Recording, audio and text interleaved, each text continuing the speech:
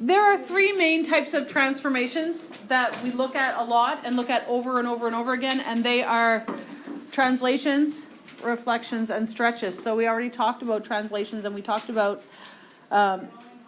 reflections, but today we're going to talk about stretches. And then the good stuff starts after that when we start putting it all together.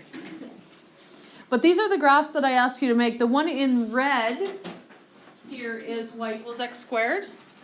And then you had to graph, so let's see, the red one is y equals x squared for both of these. And then you had to graph the other one. This one shows y equals, I think it's 2x squared, isn't it? And this one was y equals 1/2 x squared.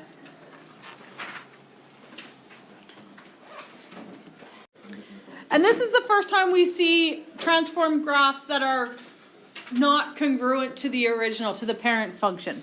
This actually changes the size or shape of the graph. It's still a parabola. It's not going to, a transformation is not going to change a parabola into something other than a parabola, but it changes it into one that is stretched.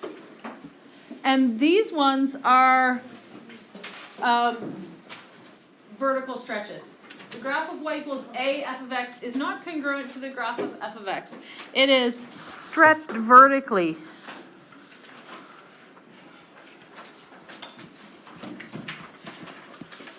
And we say it's stretched vertically by a factor of a.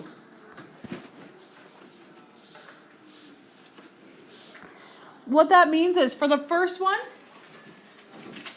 start with the red one and then stretch it to twice what it was. It's by a factor of 2. So it's like you grab the top and the bottom and pull. Well, really, the bottom is staying put and you're pulling up because it's stretched vertically. And what that does, it makes it look narrower. But it hasn't actually, it's not a change in width, although it looks like it. It's a change in height. So every point has moved up twice as far as it was before. And in the second one, y equals 1/2 x squared, same thing. Vertically, you stretch it by a factor of 1/2, which actually means it's like a squish, a vertical squish, but we don't call it that. We still call it a stretch. But you're squishing it down to half its size. Now, that's a little bit strange because they're both infinite in size, right? The squished one and the parent function are both infinite in size, but each individual point on the parent function is squished down to half its height.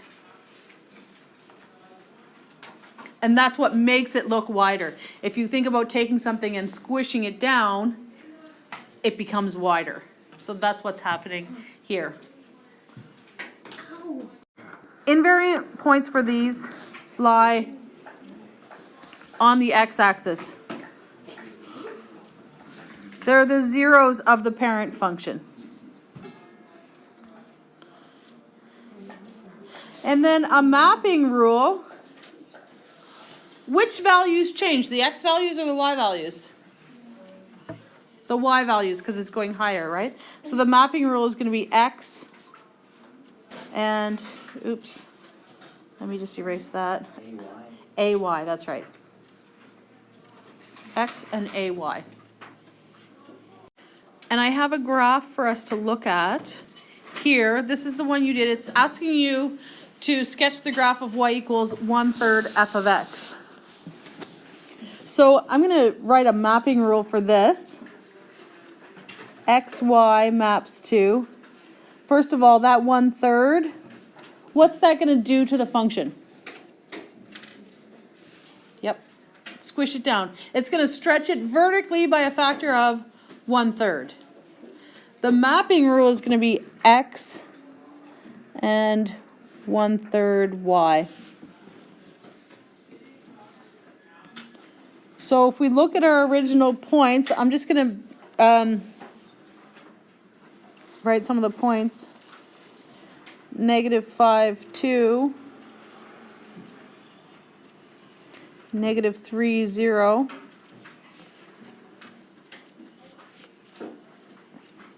0, 3. 3, -3, and 5, -2. Those are all the points where the graph changes direction. We need to look at what are the new points going to be. So we're going to use the mapping rule to find the new points. All the x's are going to stay the same. Because it says xy maps to x, just an x, that means x stays the same. So this is going to be -5, -3, 0, 3, and 5. And then we'll transform the y, but before that I want to think about one thing. How many invariant points does this graph have? 2, and where are they?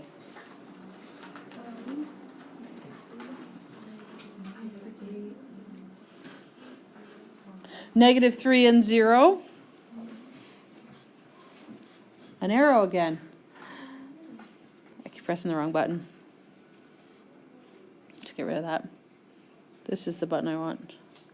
-3 and 0. And where's the other one? 1.5 and 0. Those are invariant points. So when we sketch our new graph, it should go through those points. Now let's transform the y values. So we have 2 is the first y value. What do I have to do to the 2? Divide it by 3 or multiply it by 1/3. And then I take the 0 and multiply it by 1/3. 3 times 1/3. -3 times 1/3. And -2 times 1/3. Those are all the new points. So now I can plot those points and I'll be able to sketch the graph. So -5 and 2/3. -3, 0 we already have. 0, 1. 3, -1. And 5, -2/3. So those are the points. And then I can join them together.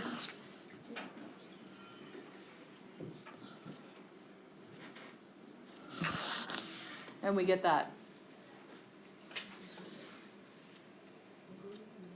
And you can see those invariant points, even if I didn't think about them ahead of time, they still exist there. When I join this point to that point, it goes right through the invariant point. That graph looks like it's squished down to 1/3 its height. So it's a vertical stretch by a factor of 1/3. On the next page, you were asked to sketch, again, y = x². Those are the red ones here. And then you were asked to sketch y = 3x². That's different than if I didn't have the brackets there, right? Because here the 3 is affecting just the x, but the 3 outside or without brackets is affecting the entire function. So this is a different type of a stretch. And then the other one was it 1/3? 1/2. Y = 1/2 x², like that. Those are the two functions that you had to sketch, and here's what they look like.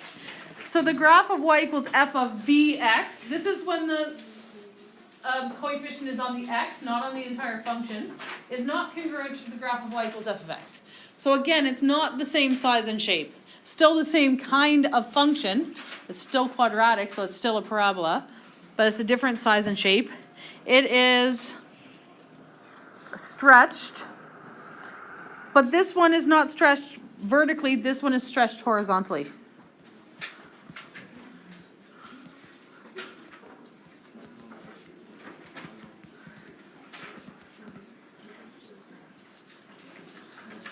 Stretched horizontally by a factor of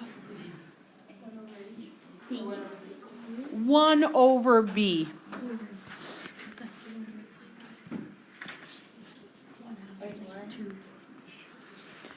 And the reason that it's 1 over b, if you look at this first one, the coefficient was 3, the b value is 3, but it's not 3 times as wide. We're stretching horizontally here. It's not 3 times as wide. It's 1/3 as wide. It's 1 over 3. In the second one, the b value is 1/2, but it's twice as wide. It's stretched horizontally by a factor of 2. So you can think of it as 1 over b as put 1 on top of the coefficient, or 1 over b means a reciprocal, right? Flip it over. So 3 became 1/3. 1/2 becomes 2 when you flip it over. Invariant points lie on the y-axis for this one.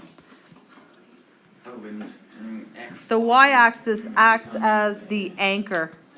So the mapping rule for this one, xy maps to, I'm going to write it as 1 over b x and y. So take the reciprocal of the number that's in front of the x and multiply it by the old x value.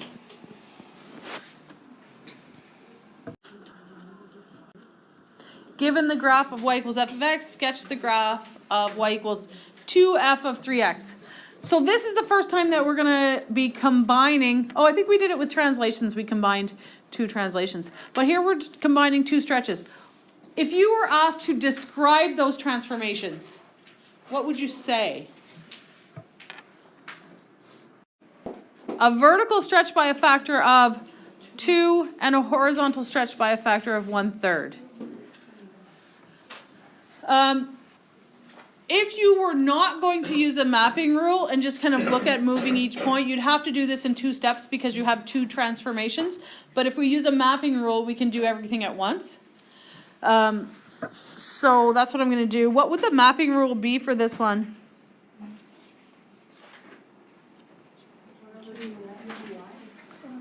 One over 3x and 2y.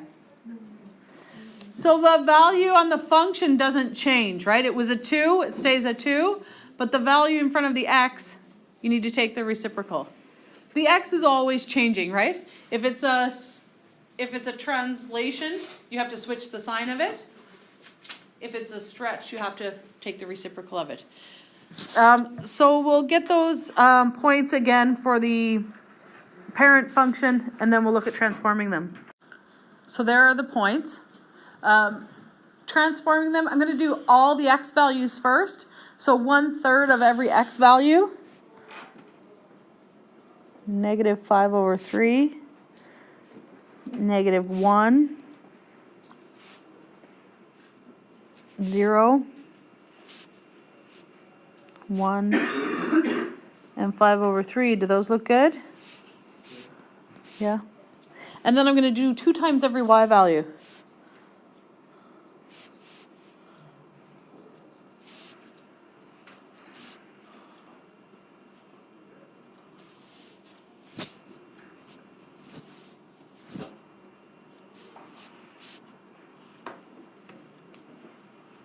And then I get all of these new x and y values, and those are the points that I need to plot.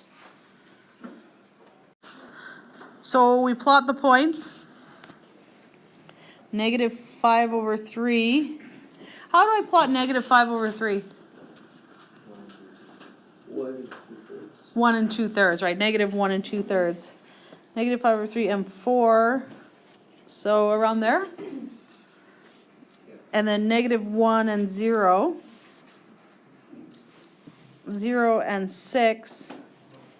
Uh-oh. That's up there.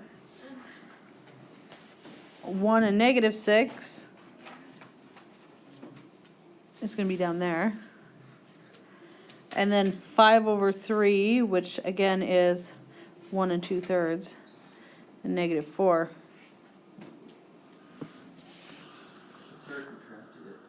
What's that? What it did was it stretched it vertically, which made it narrower, because it stretched it vertically by a factor of 2, and then it stretched it horizontally by a factor of 1/3. So that made it even more narrow. So it looks like this.